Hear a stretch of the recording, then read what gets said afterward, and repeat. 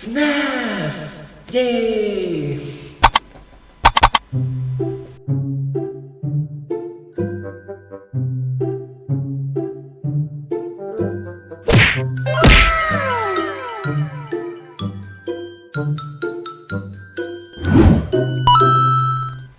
Hello everyone!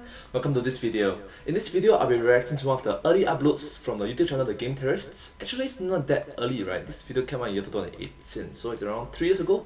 But anyways, this video is about FNAF, and I hope that you like it. FNAF means Five Nights at Freddy's. So yeah, let's start.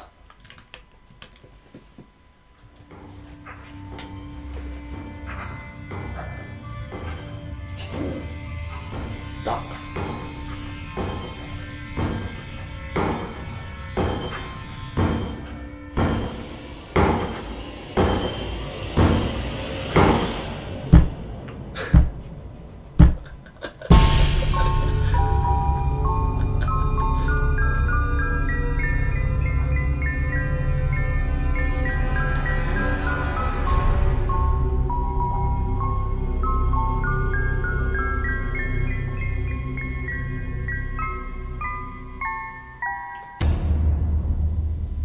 Hello Internet, welcome to... screw it, you know by now. Yes, I know by now. I'm a huge fan. Yes. Wow. Do you see the animation of him like banging the door? It's like...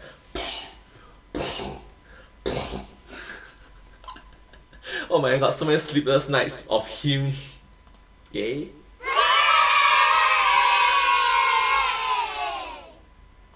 Anyways, let's move on to the video.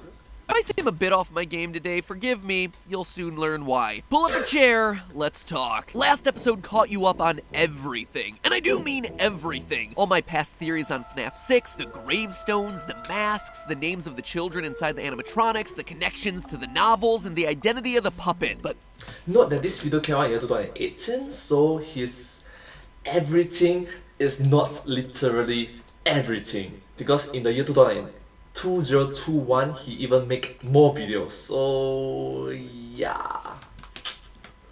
then I showed you this, the FNAF Survival Logbook.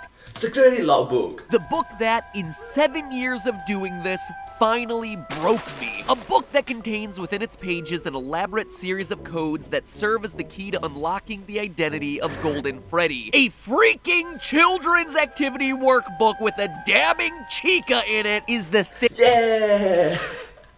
With a dabbing chica! Oh my god, what am I doing? Gosh.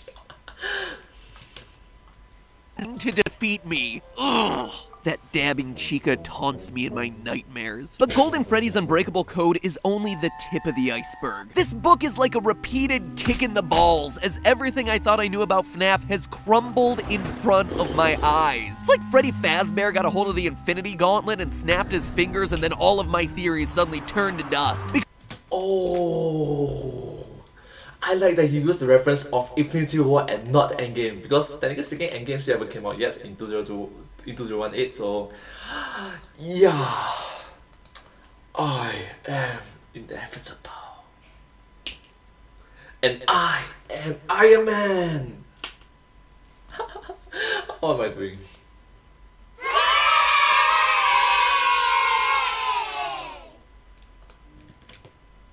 Because unlike the novels, which have questionable canonicity, the survival logbook outright answers a lot of our questions about these games. But the answers that it provides just lead to more questions. And not stupid small questions either, like what's Mangle's gender? No! It upends huge parts of the story. The logbook is simultaneously the most important, most revealing, and most frustrating piece of evidence to ever be thrown into this franchise.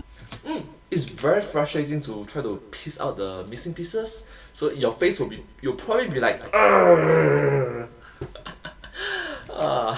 that's what happened to my pet. You see, as I mentioned last So, sorry, it looks like someone already written here, you don't mind, right? time, this workbook once belonged to Mike. aka Michael Afton. The book establishes that Mike writes his answers in red pen. It also establishes that there's a spirit possessing the book who speaks to Mike via lightly faded text. From what I can gather, it appears to be the spirit of Golden Freddy. And starting with that information, the logbook then proceeds to drop bombshell after bombshell as far as lore reveals go. First, the book outright confirms what we've known for a while now, that Mike is the same Mike who works as the night guard during Sister Location. When asked what he would like for his 1-week bonus, we see him doodling in the corners of the page baskets of money and baskets of exotic butters. On another page, he's drawing a smooth set of casual bongos. Sure, it's nothing earth-shattering, but when it comes to this franchise, getting any portion of any theory confirmed is a big win. And while that reveal might not be all that earth-shattering, you know what is? The book reveals that Michael Afton is who we play as in FNAF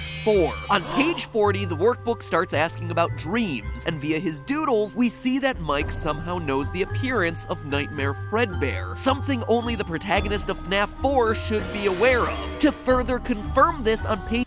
Oh my gosh! So... Oh, Nightmare Fredbear is there. Wow! Page 23 of the book, the spirit who uses the book to talk to Mike outright asks, was your favorite childhood toy a plastic purple telephone? Which, as you may remember, is a direct reference to the purple telephone on the ground in the FNAF 4 bedroom. And if you still think it's a coincidence, it's not. 20 pages later, the spirit starts talking about whether any of the toys on the page look familiar. Most don't, except for one. The phone. Now, for the 8 of you who still remember how this whole freaking story fits together, you might be asking me, but we all thought the protagonist of FNAF 4 was the crying child, the one who gets himself bitten during the birthday party because you have flashes of a hospital bed and hear a flatline at the end of the game. We also assumed that the animatronic Nightmare was representative of death. And you know what? You're absolutely right. That is exactly what we've been thinking. And here's the thing, we weren't wrong. We've apparently been right about all of that, except there was one teeny tiny itsy bitsy little wrinkle that we didn't expect. I really like it that he just do the animation for itsy bitsy small, then you zoom in the small inwards. That's creative. Michael Afton was the bite victim. Michael Afton was the crying child. I know! I couldn't believe it either, but the proof here is unquestionable. On page 75, a page asking about imaginary friends and featuring the psychic friend Fredbear plush, the spirit outright asks, does he still talk to you? And perhaps the most damning piece of evidence of all, on page 103, the huge reveal, quote, the party was for you. Mike Afton is confirmed to be the crying child. He's the bite victim. He's the one who, at the end of the game, apparently needed to be put back together. It seems undeniable at this point. But then that leads to the obvious next question. How could he have been bitten and died there, but then also be in Sister Location as an adult, gotten himself scooped, blah, blah, blah, blah, blah, until FNAF 6 when he finally burns with the rest of his family? I have been smacking my head against a wall trying to make sense of it all, and I have some theories. Big surprise there. It's interesting. When I did my final FNAF theory, not that one, my final FNAF theory. The final.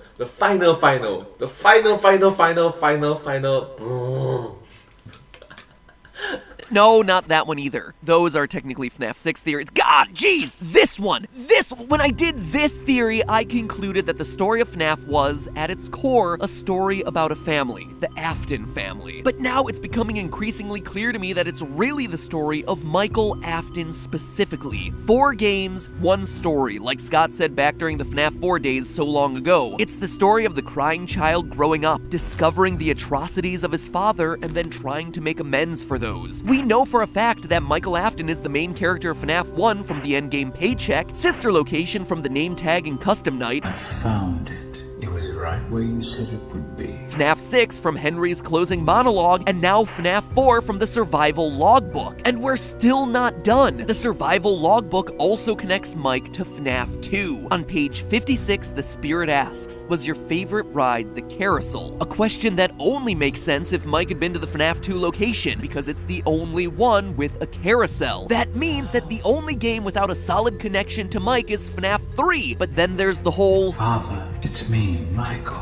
complete with a burned down Fazbear fright in the background, which seems to be hinting at him being the person who burned the place down.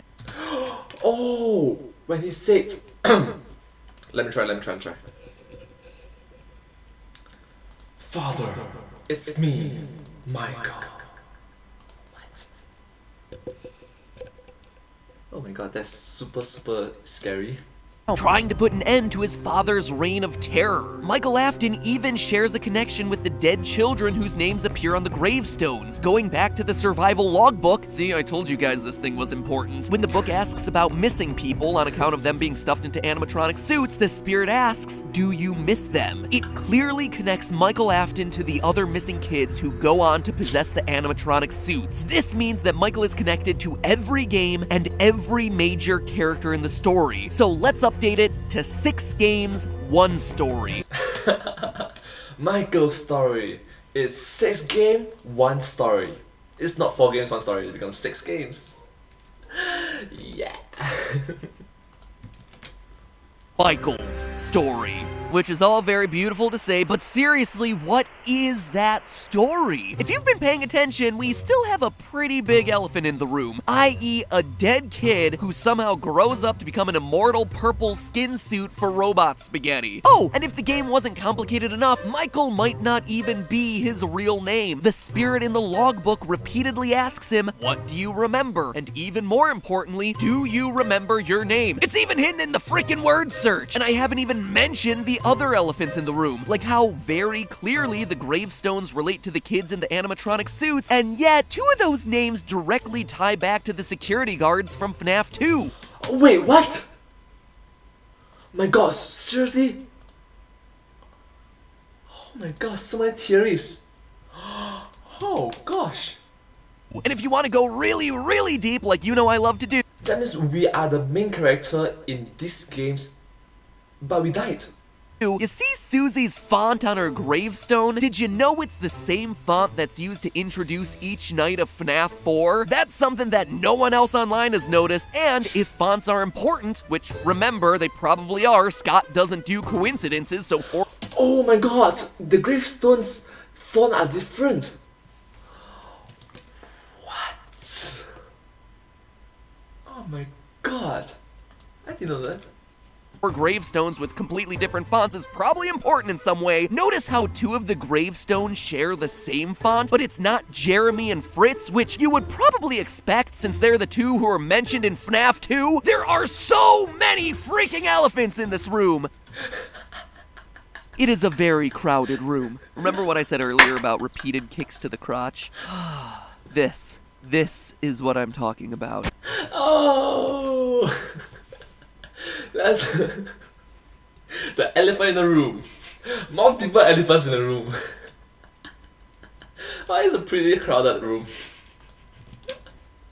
That said, after months of thinking about this and more kicks to the crotch than I care to mention, I think I do have an idea of what might be going on here. And it all begins in probably the most confusing place of all, Midnight Motorist from FNAF 6. When I first spoke about this minigame, I said that the mustard man here was William Afton, but I could tell that a lot of you weren't too convinced in my conclusion. And I'll be honest, I wasn't 100% sure of it either, but it was the best I could do at the time. But now, I am 100% confident that that is who we're seeing here. You see, FNAF 6 is simultaneously the end of the story as well as the beginning. It's the end because, well, everyone burns to death. And it's the beginning because it's the origin story of the puppet. And as we know, everything begins with the puppet. She's the one that allows all the other animatronics to become possessed.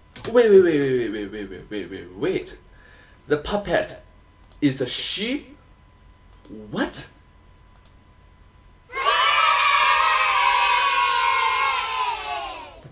Gosh. as we see in FNAF 2, which makes the security puppet minigame pretty much the earliest event we ever see in any of these games. And we also know that it's William who killed Charlotte in that back alley. This is the origin story of the purple guy, complete with his purple car that we saw in FNAF 2 after all. But here's the detail I was missing before. If you brighten up the final screen of the security puppet minigame, you'll see tire tracks left by the purple car driving away from his crime. This leads directly to the events of Midnight Motorist, which happens immediately after his murder. Here's how we know this for sure. Not only are you driving a purple car, and not only is it raining in both of the minigames, so they're connected on both those fronts, but get this. Reddit user GB found that this section of the game in the source files is titled Later That Night, giving us the time connection we needed to know 100% that Orange Guy is William Afton. He kills Charlotte in the rain outside of Fredbear's, drives away, and winds up back home later that night. Boom! Proven, locked and loaded. And looking at this minigame, knowing what we know now about Michael being the crying child, we know that the couch potato here is his older brother. Mr. Foxy Mask, let me shove my brother into an animatronic mouth and get him killed, speaking in his signature gray text, who apparently no longer has a name, which leaves Michael as the one who escaped to that place again. That is who William is mad at, with that place being obviously none other than Freddy's. And from there, a lot of pieces start to fit together. William's frustration with Michael escaping explains why we see him have surveillance cameras all over his house and sister location. It's not an experiment or anything. He is literally keeping tabs on the boy who keeps running away. It also... Why is the boy running away from the house? Well, maybe it's because the father is a murderer or produced murdering animatronics. Maybe. Just a broken family, I guess. Explains why we see Michael, the crying child, locked in his room throughout FNAF 4. William himself says at the end of Midnight Motorist that Michael will be sorry when he gets back. And he is, as William constantly locks him in his room, making him unable to escape anymore. All of this might even explain the rationale for the nightmare animatronics. William built them, or else used his mind-altering sound disc that first appeared in the book and that we talked about in a previous theory, to scare Michael so that he would stop wanting to go to the restaurant in the first place. That's why he's so scared of the place when we see him in FNAF 4. Why? This is psychological abuse. I know it's a game but seriously. Gosh, no. Come on. I'm literally in the recording closet right now recording this, and suddenly things started to fit together in a weird way. I'm just gonna throw this in here right as it happened in my mind. I'll need to look into this later, probably a future theory, but let's just bring it up now. Orange Guy is William, right? But he's turned away at the front door of Junior's, which is completely random, and everyone's like, why is this in the minigame? Well, could it be because of the investigation into the missing children's incident? Remember what Phone Guy said from FNAF 2? From what I understand, the building is on lockdown. No one is allowed in or out, especially concerning any previous employees. Afton is rejected at the front door of the building because of the lockdown, and because he's a previous employee. It makes the timeline a bit messy, and I'll have to go back and rework it, but something about this feels right. William Afton was fired from his job, goes back to Junior's, but the building is under investigation because of the missing children's incident. William, being a former employee, is turned away at the door. He's not allowed in. It's not a bar, it's nothing like that. It's Freddy Fazbear's Jr. Oh, so that explains the junior part. Or something, the second location, the FNAF 2 location. Anyway, I just wanted to throw that in there because it just occurred to me as I was writing this thing. I haven't had time to fully flesh it out or work it into the script, but I thought it was important enough to include, break the flow of things. Regardless, it gives us something else to chew on. Now back to the actual episode as I wrote it. Okay. Literally something to chew on. Oh my gosh. Okay, I continue to avoid the obvious question here. Michael's death and apparent rebirth. If I'm being honest, it's because I don't really have a fully fleshed out explanation for it. It's less of a theory and more of a hypothesis, really. So would you be so kind as to Freddy Fazbear with me as I... Boo! go through what I think might be happening here. We know that Michael Afton is special, right? I mean, we see him get scooped, become a pile of rotten flesh, and yet he is still able to survive. In short, when we see him in Sister Location, he's not altogether human. Now, hold on to that idea for a second for me. While we're on the topic of... Alright, just hold on to that idea. No problem, no problem. Alright, so next thing is... Sister Location, let's look at The Immortal and the Restless. The super random soap opera from the game with a name that, now that I say it aloud in context, actually starts to make a little bit more sense. It stars Vlad, an immortal vampire who's dressed in purple who starts every episode saying, Clara, I tell you, the baby isn't mine. And in FNAF, we have William Afton, a man who's apparently immortal enough to survive a spring lock failure, who... True is immortal enough, I guess?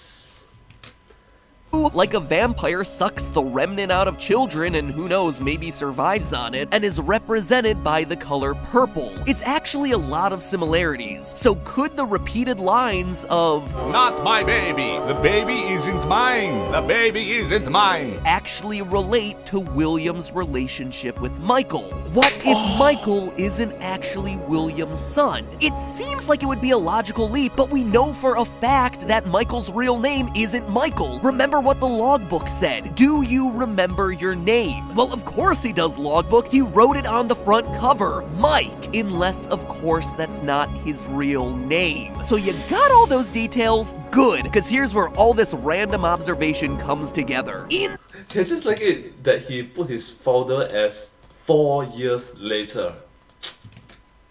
the novels, one of the big overarching storylines is that the main character, Charlotte, had a twin who was kidnapped by Springtrap when she was younger. At the end of the second book, it's revealed that the twin wasn't actually kidnapped, it was her, which seems to imply that Charlotte and her twin were one and the same, or were somehow interchangeable. Then, in the final pages, Charlotte dies from a spring lock failure, only to miraculously come back to life unscathed in the next few days as if nothing had ever happened. There are also a lot of clues sprinkled throughout the book that William Afton has the ability to create hyper-realistic humanoid robots. I even mentioned that briefly during a past FNAF theory. I haven't even gotten to how I think the main character of the book series is probably a robot, but again, those are all theories for other days. Long story short, everything seems to point to Charlotte in the books being an AI. Maybe at one point she was a person, but she died or was kidnapped at an early age, and ever since, her personality has been programmed into a computer where she's now able to be replicated over and over again into a super advanced robot that's somehow now able to grow and develop. I didn't write the books, okay? Now,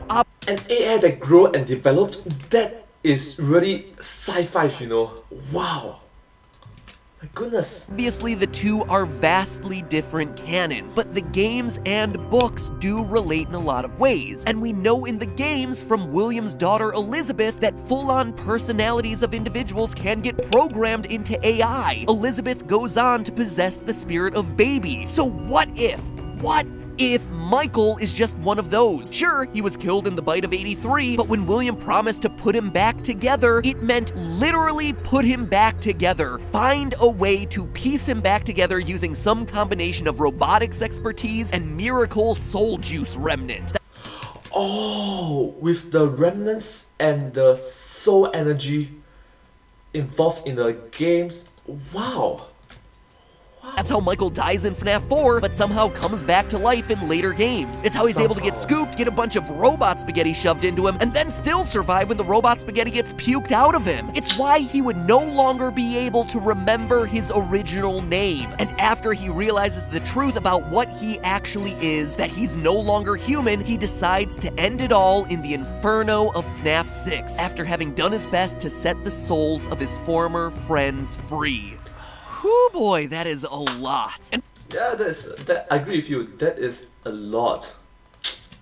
Between all these reveals and last week's code, there is a ton for us theorists to start chewing on. But now you get an idea of why I've been beating myself up for months trying to put this whole thing together. It upends mostly everything that we thought we knew about the franchise. Sure, it answers some of our questions like Midnight Motorist and a bit more about FNAF 4, but it opens the door to a lot of new avenues to explore. Anyway, the final book in the FNAF trilogy, The Fourth Closet, is coming out soon. I know a bunch of it leaked online already, but I'm trying to stay blind to it so as not to spoil anything in my theories. And come on! Spoilers! Come on! even more exciting, Scott is releasing Ultimate Custom Night soon, so between those two, I am certain that there'll be more clues on the way helping us to come to a final conclusion to all of this. We put you back together and take you apart all over again. So until then, Wait, what? Make you back together, then tear you apart again? What? remember, it's all just a theory. A game theory with some game hypothesis. Now we've added game hypothesis with game theory. Yeah.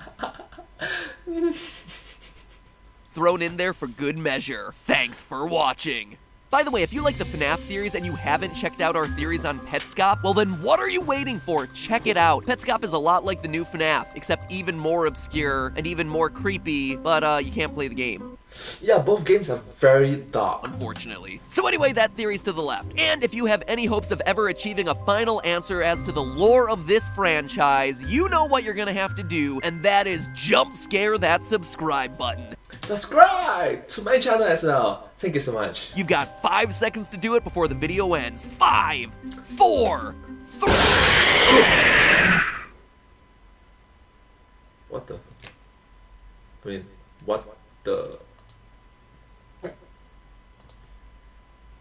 Wow. I was so happy to like 5, 4, then jump scare then. Yep. I was not prepared for it. Anyways, thank you so much for watching this video together with me. If you do like this video, please consider to watch more of their videos from the YouTube channel, The Game Theorists. Their videos are amazing, and yeah, if you do like my videos, please consider to like, share and subscribe to my channel, and comment down below if you have anything to share with us. And I'll see you next time. Thank you. And also follow my channel as well. Follow my channel.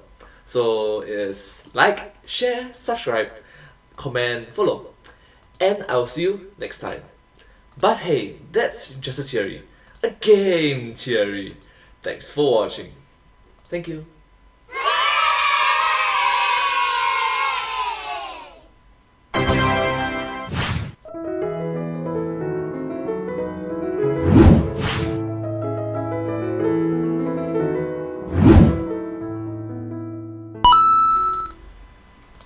With additional game hypothesis. Yay! Okay, having said that, I know that this theory is very confusing. Yeah. Well, it's back in 2018, so yeah.